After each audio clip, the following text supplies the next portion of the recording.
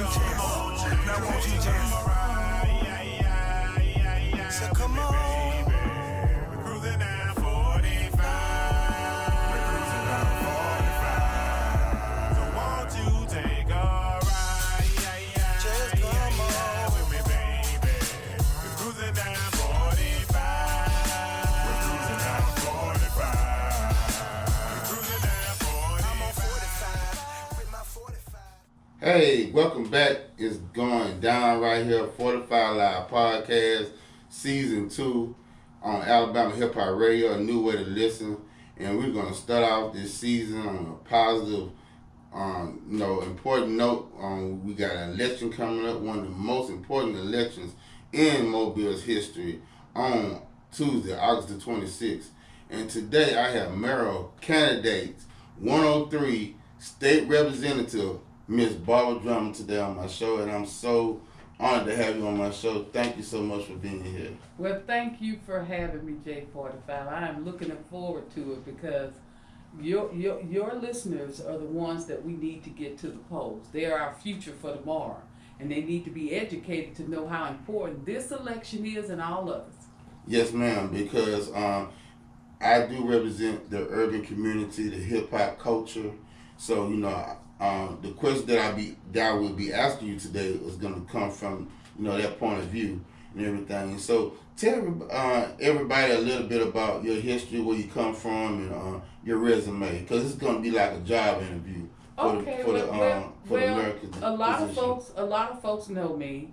I come from a very marginalized community here in Mobile. I was raised on Texas Hill, and I am so proud of Texas Hill.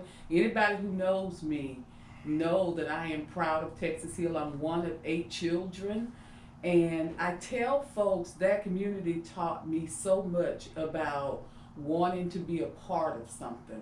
As a little girl, Texas Hill is nestled between Maysville and down the bay and Oakley. Yes, And Oakley was a stone's throw away, which is a very affluent neighborhood.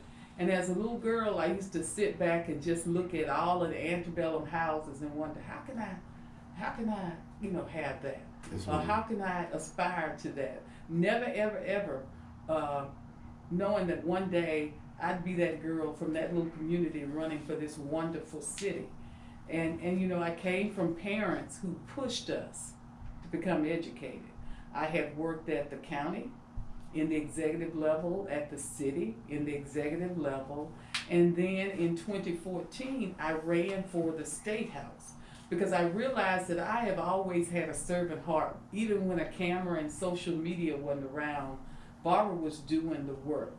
I've done things like go out and help to build a homeless shelter for women here in Mobile called McKimmey Place. I'm one of those people that would get up on the second Saturday of every month and drive the children of the women who are at Tutwiler prison for them to see their moms, because I knew that they needed that kind of connection. Absolutely. So see, I've been serving folks for a while. I'm that person who takes her child down to the Salvation Army and where the children are located and say, okay, it's Christmas. We need to give back. And I say, okay, you got to give her that child all of your toys. So I have a servant's heart. And my heart is here in Mobile. I think this city has a great future.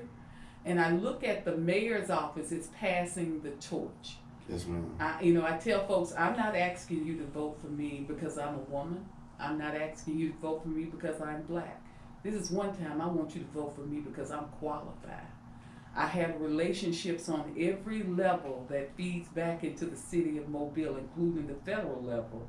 And I know how to go and open those doors. I'm doing the work right now. Yes, ma'am. Yes, you are. Yes, you are.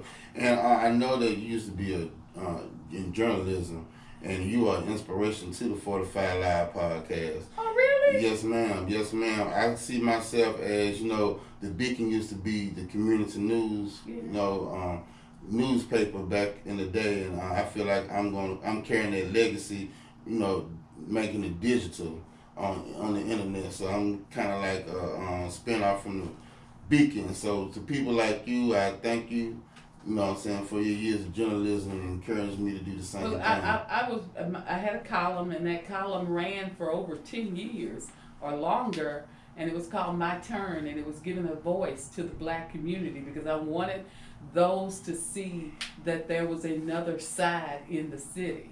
And even after I left the Press Register and went to Mobile County, the editors over at the Press Register asked me to continue to write that column, and I wrote that column maybe 5 years after I left.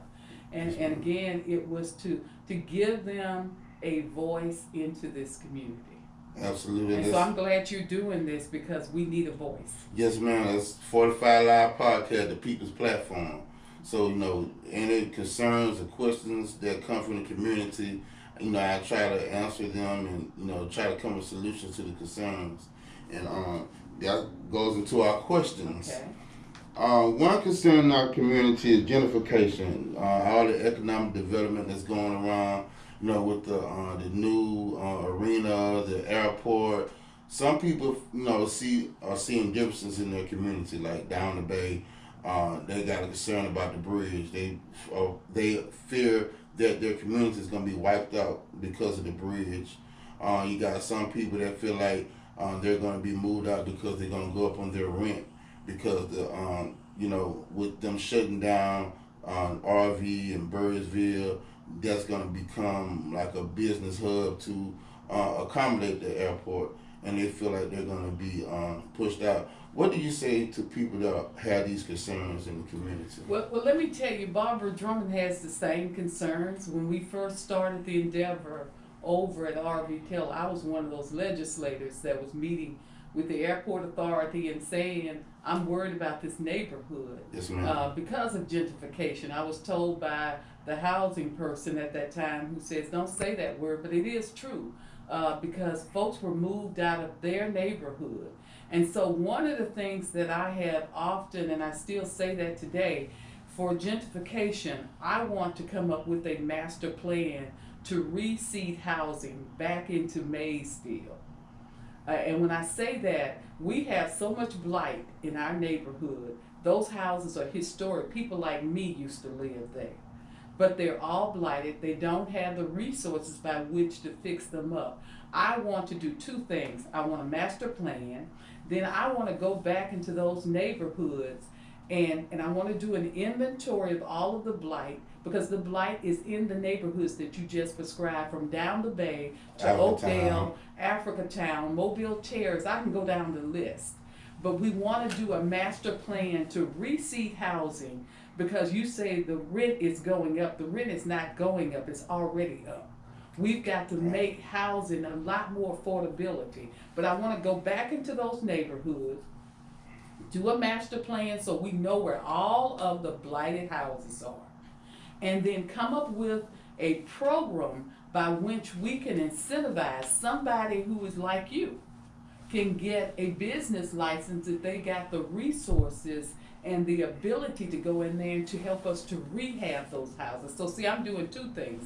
I am creating small business opportunities, and that's real important to me. So much money is coming through Mobile because we need the deepening of the port. That will supersede Houston. I think that's a wonderful thing. We need the international airport.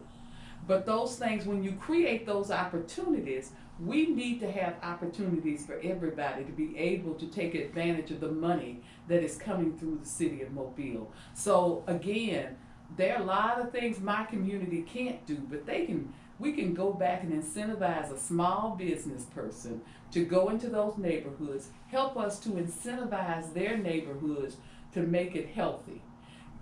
The days are gone away where you have a big mall. If you look at the malls that we have in Mobile, you go to many big cities, their malls aren't doing well.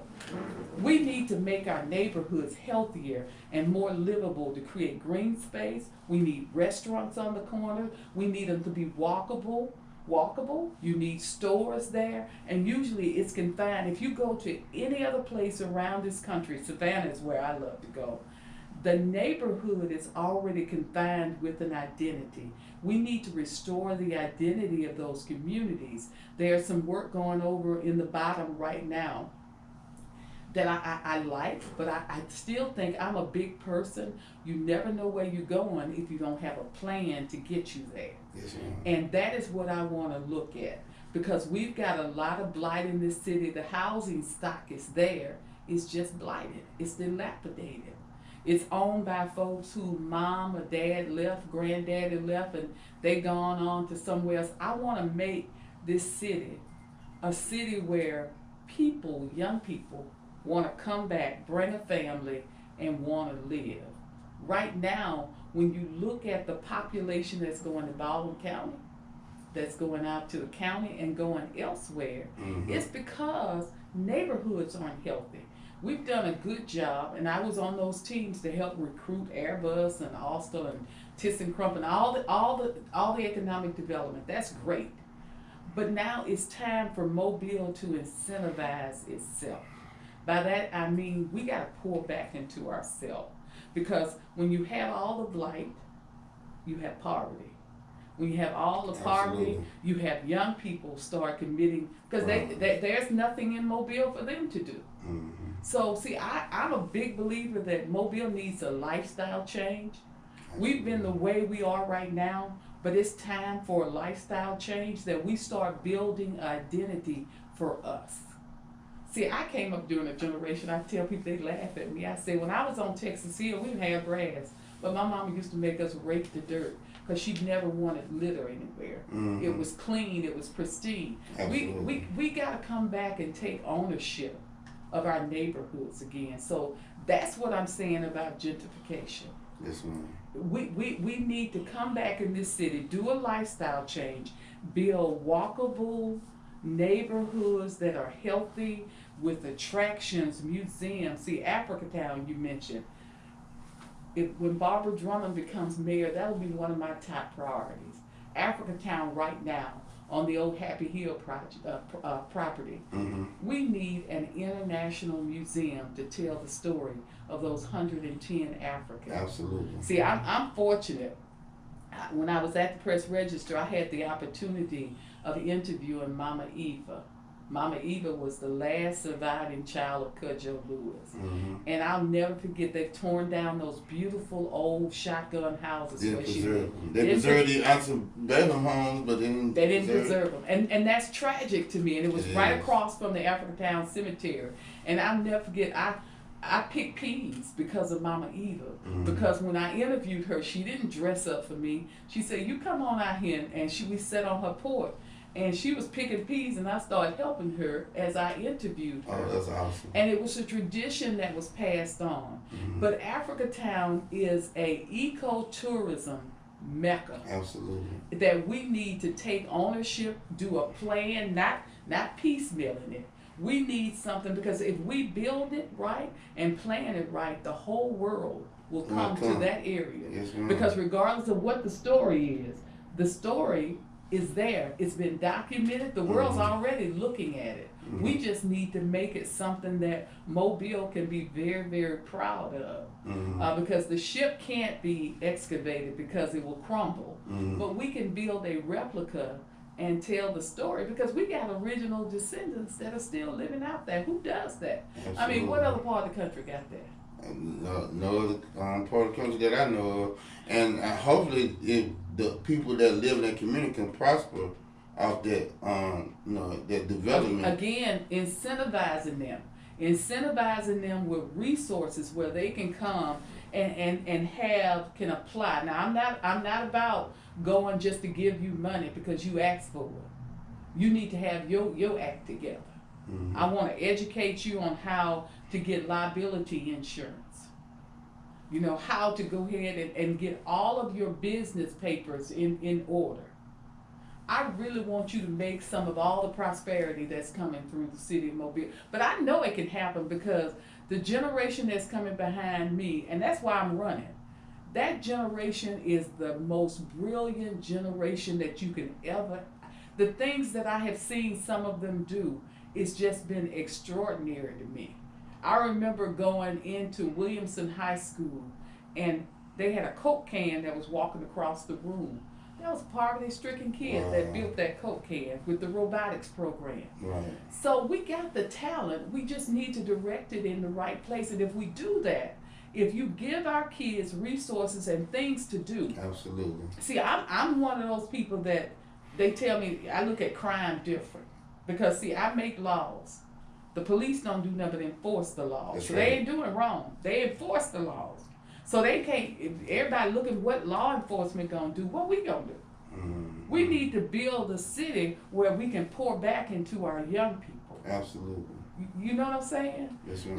Like give them options. Right now, they don't have no They options. don't have many options at all. One of my kids who is from South, who's volunteering in the campaign, said to me, "Ms. Drummond, what is there for us to do here?"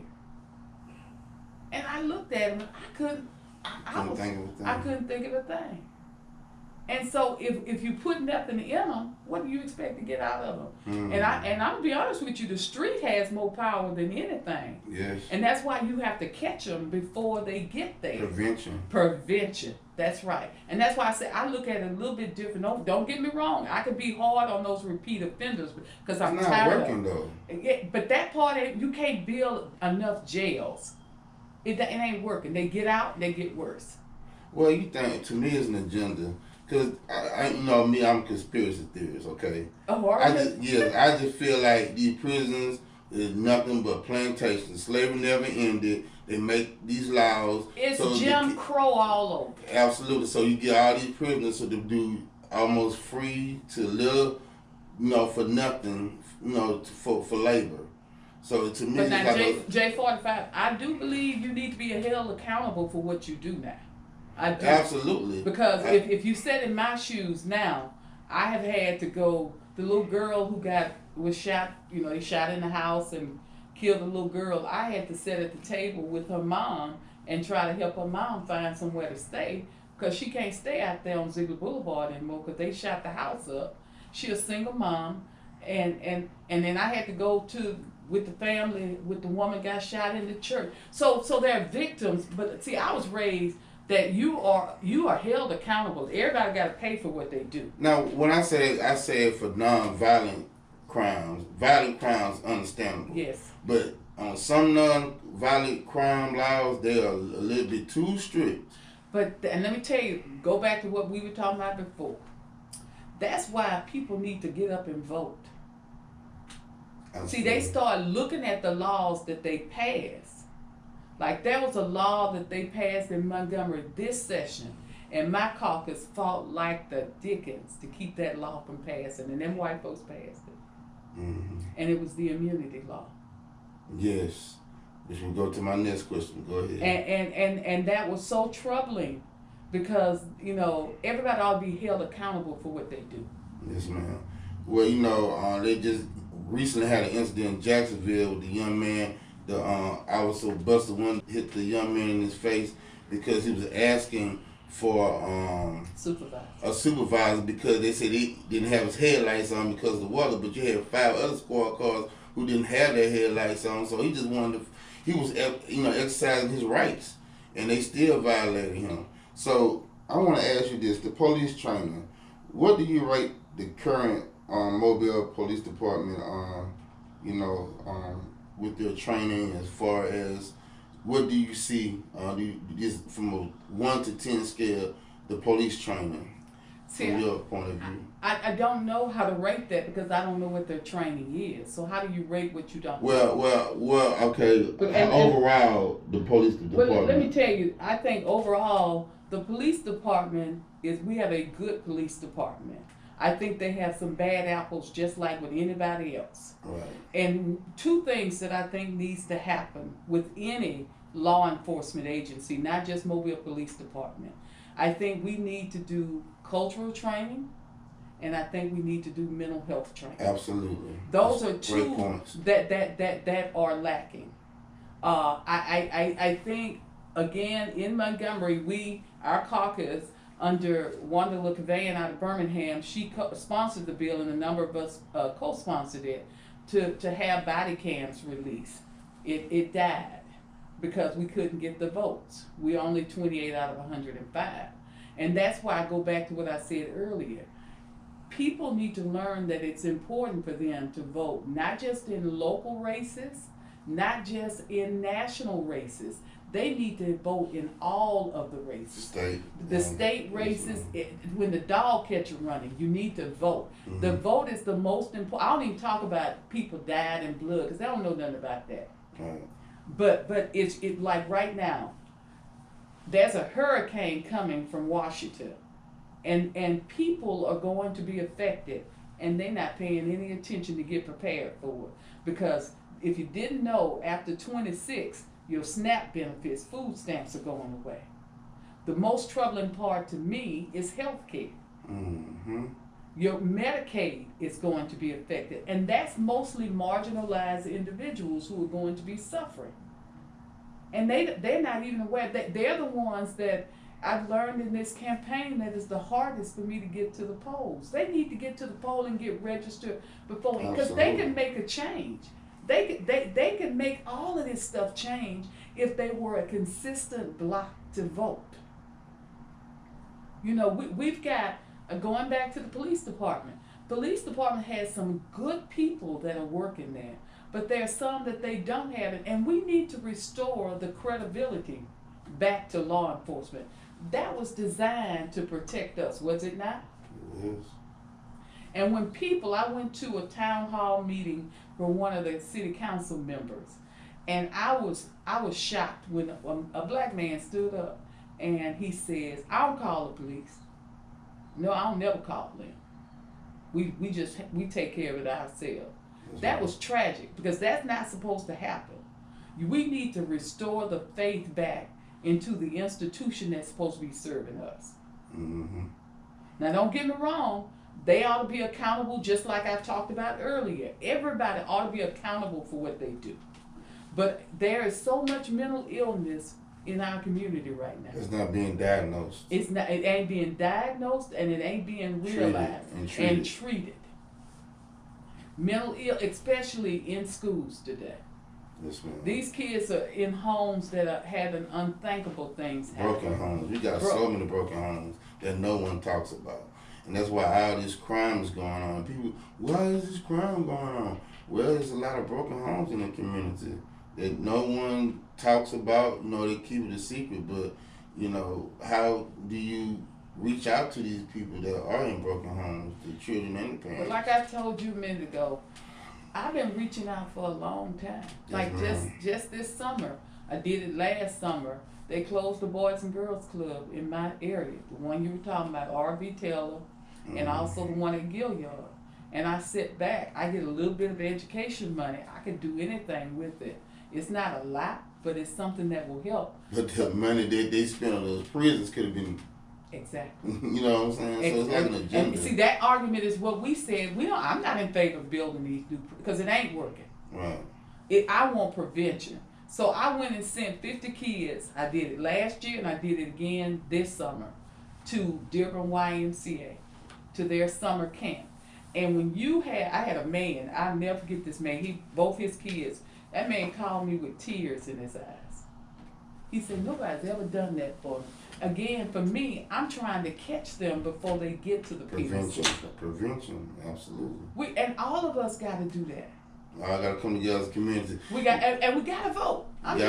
We got to vote. You know, like JLK said, don't ask what your country can do for you, ask what you can do for your country. Exactly. We have to have that attitude. We have to take the initiative to help make our community better. Exactly. Because Mobile is your city. Absolutely. And that's what it troubles me, because I see so much of our great talent moving out of Mobile.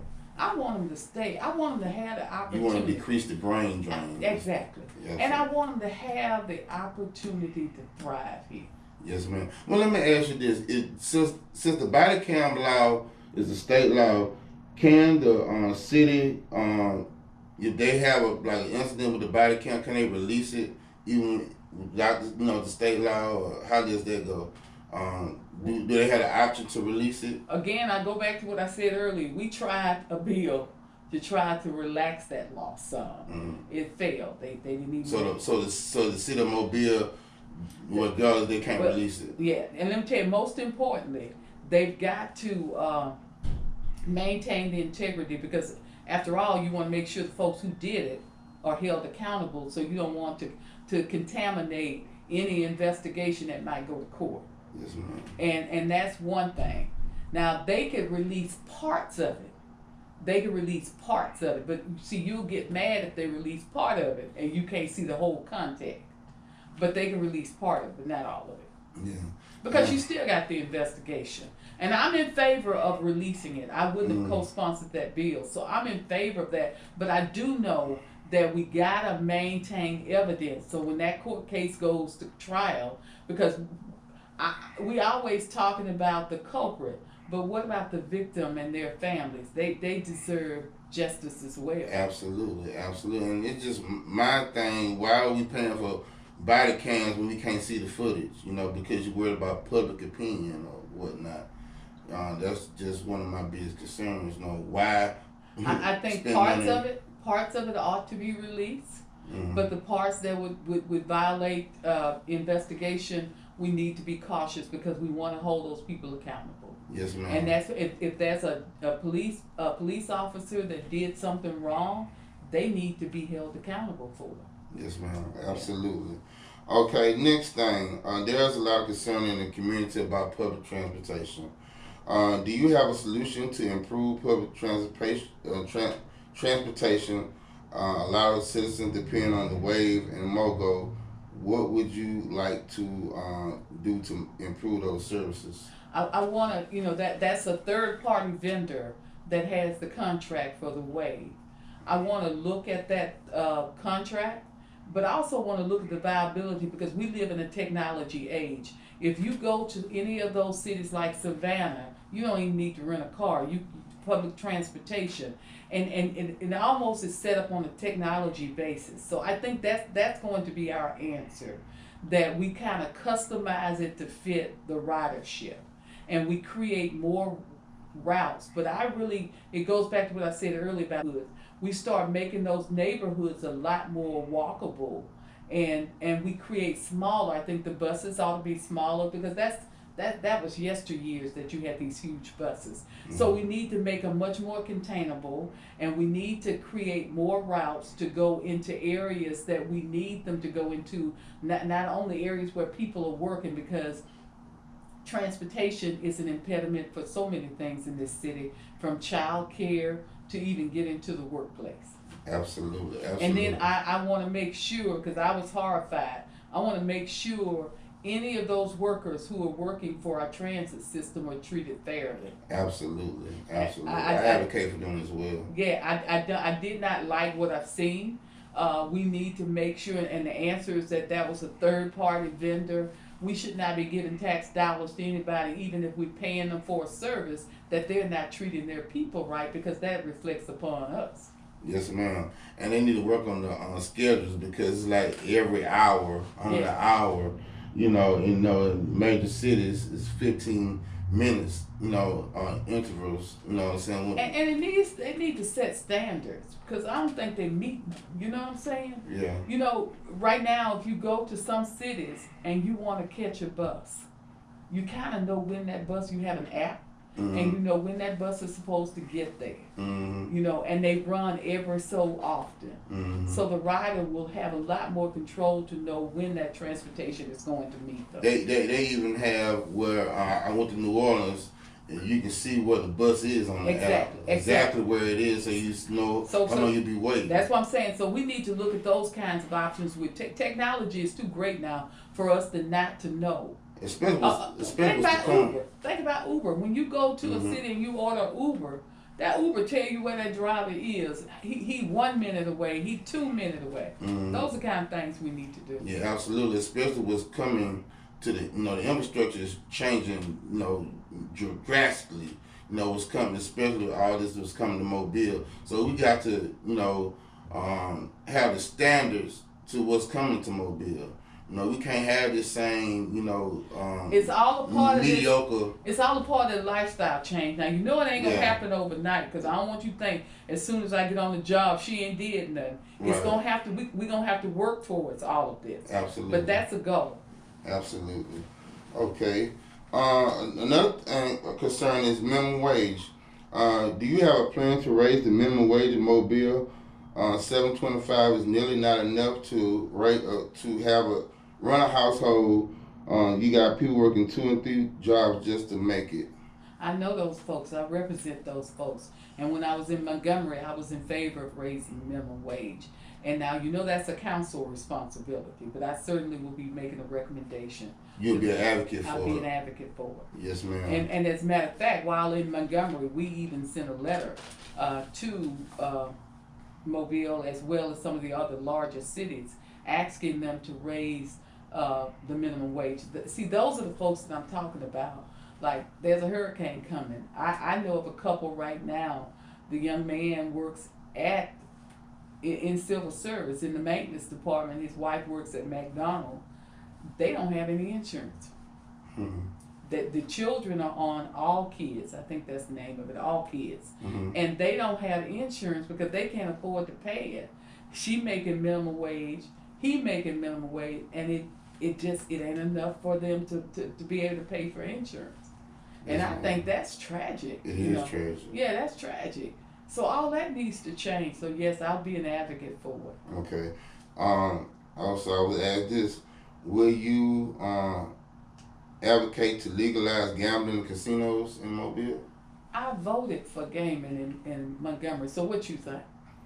And to be very honest with you, I want it because I want to see education improve. That's our way out of poverty. Absolutely. In the last gaming bill, which lost by 1 vote, there was $300 million in there for education. Okay. Yes, I would advocate for gaming. And little did you know, gaming is already in Mobile. Did you not know that? Yeah. Okay.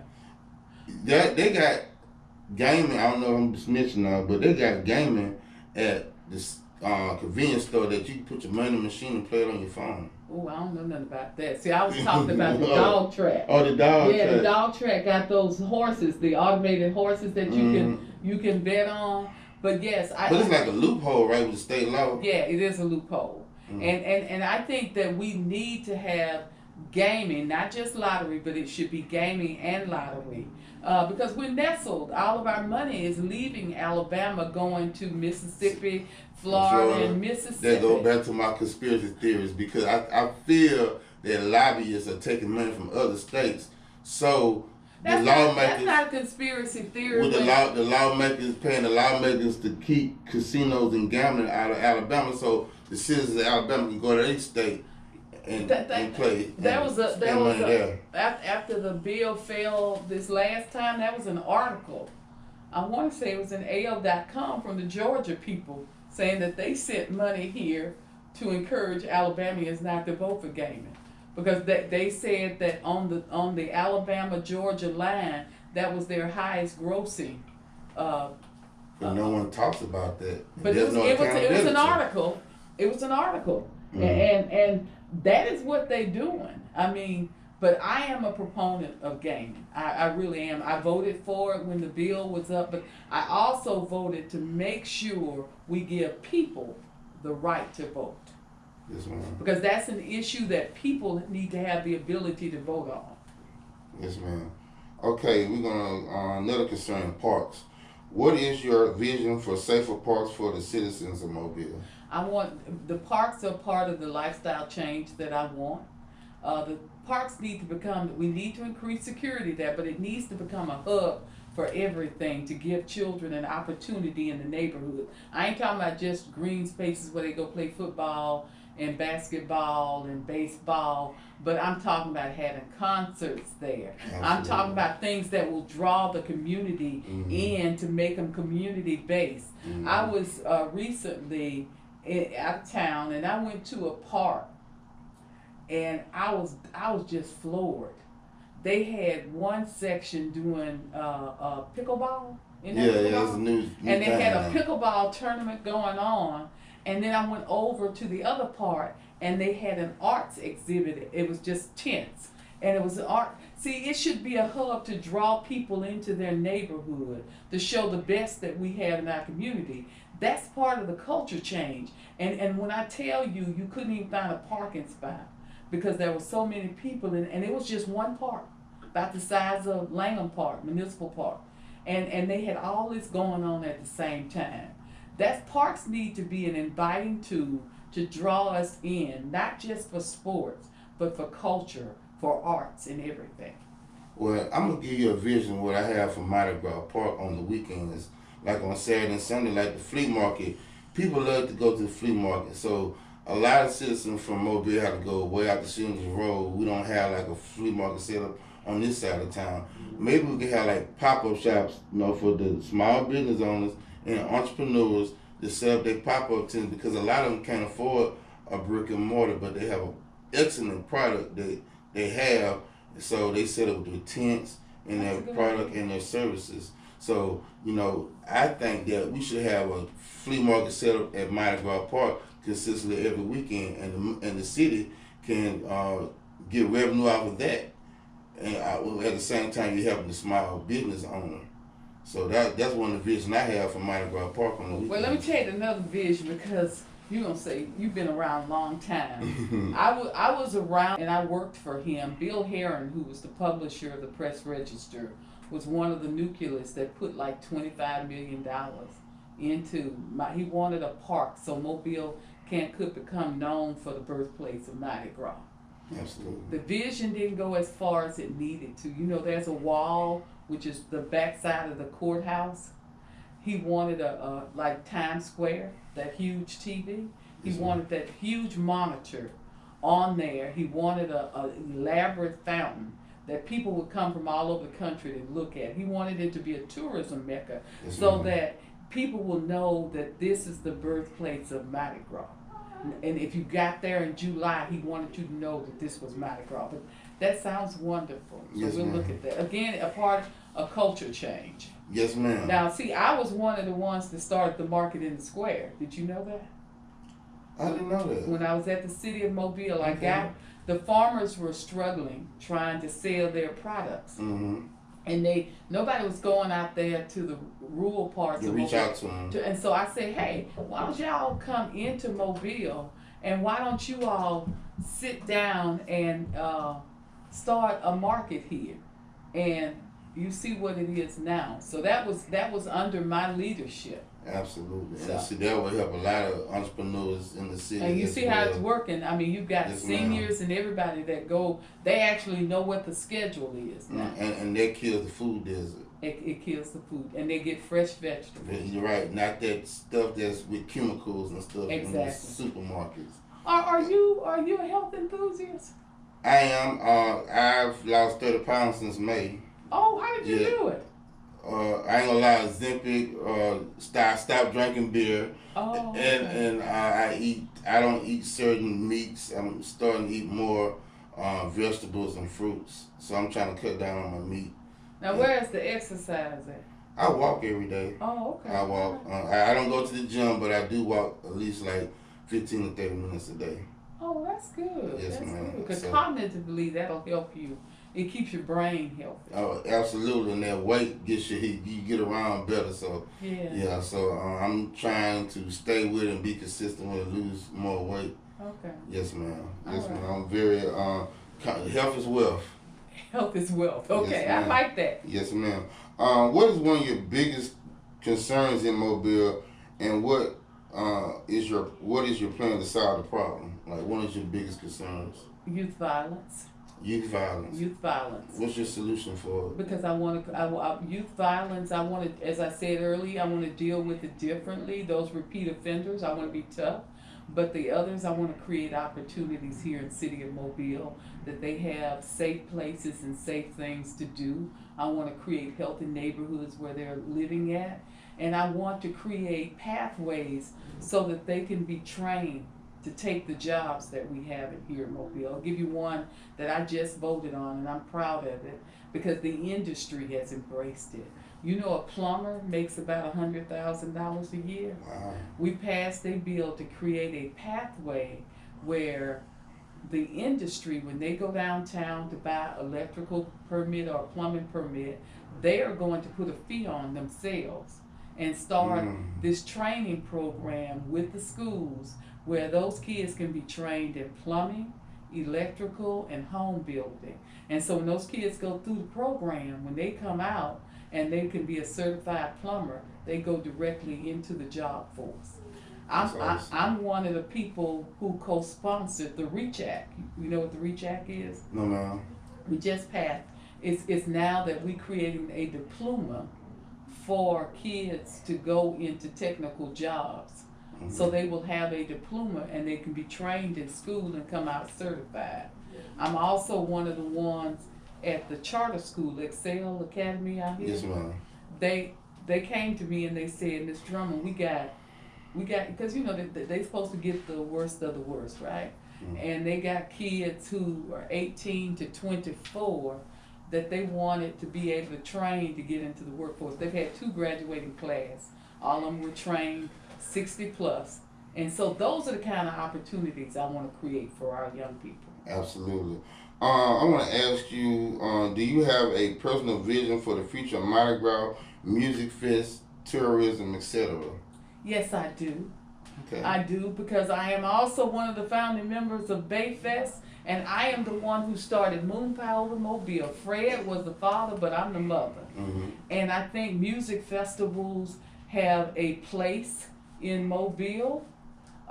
It's really interesting that you asked me that question, because since I have been running for mayor, I have been to a hip hop, I've been to a rap concert, Okay. I went to the blues concert, and I just finished going to the jazz, to the Gulf Coast Ethnic Jazz Festival this past weekend, and I will be going to a gospel concert.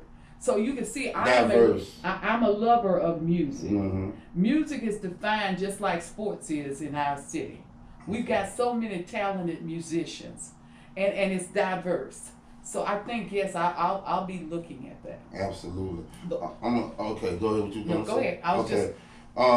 One last question. Well, I cover more. What is your stance on decriminalizing of cannabis in the city of Mobile? Would you support it? You know, I voted in favor of medical marijuana, so yes, I would. Okay. Yes, I would, because it's becoming as commonplace. Yes, ma'am. So yes, I would. Okay. And then there's so many people that are locked up behind bars for minimum amounts of marijuana Yes, that should ma'am. not be there. Go back what I was saying about Exactly. slave patrol. Yes. Final question. Why should I vote for you? Because I am the most qualified person in this race, and I got a vision, and more importantly, I got a heart for changing this city and taking it to the next level. I'm not here to put anybody else down, because I truly feel like the mayor's office is where you pass the torch. When Mike Dow was in office, he did the string of pearls, did some good stuff. Sam Jones recruited Airbus and Austell and all those other things, good stuff. And Stimson, no doubt, has done some good stuff.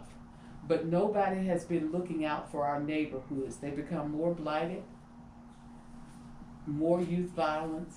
It's time for us to incentivize us. Absolutely. And I have the ability to do all of those things. And nobody else in this race has the type of experience that I have, and a heart for people. Absolutely.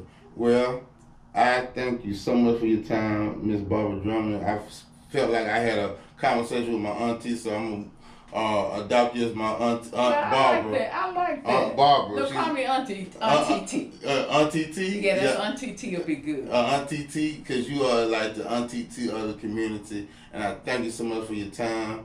And good luck to you. And, and God Remember, bless you all got to help me get this vote out. Because this vote is not about just folks who are my age. It's about young people. Yes, ma'am. They're the ones who are going to take the mantle when I'm gone. Yes, ma'am. And they need to be educated. They need to be prepared. And then they need to take ownership of their community, because it's going to belong to them one day. Yes, ma'am. And just like I'm sitting here from a marginalized community, know that your address don't define how high you can go and how far you can go. I am evidence. As long as you become educated and do the hard work, you can go far in this life. I see nothing but greatness in those that are coming behind me. And we need to build a foundation to make sure that they're successful. And you heard it right here from Auntie T, Barbara Drummond.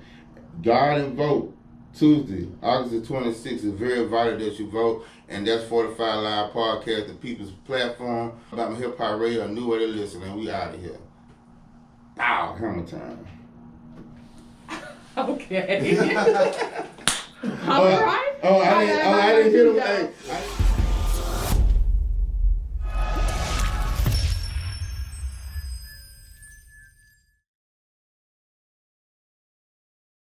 How